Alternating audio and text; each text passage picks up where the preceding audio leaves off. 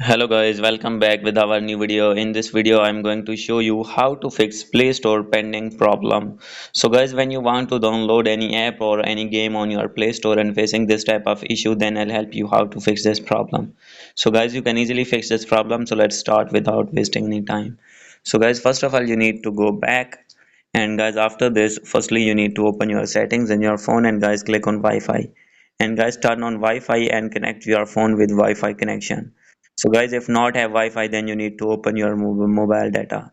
And guys, the second option is you need to scroll it down. And guys, here you need to find app management. And guys, after this, click on app list. And guys, here you need to find Google Play Store. So guys, here you can see I have find Google Play Store. Simply you need to click on it. And guys, firstly you need to click on force stop. And guys, after this you need to click on storage and cache. And guys, simply you need to click on clear cache. And after doing this, you need to go back. And guys, the third method is you need to open your Play Store app. And guys, after this you need to click on your main profile. And here is the option of settings. Click on it and click on about.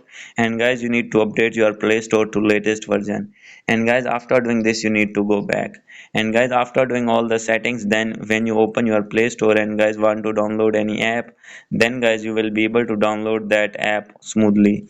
So guys, now you can see this app that was in pending. So guys, now you can see it has downloaded on my phone, downloading.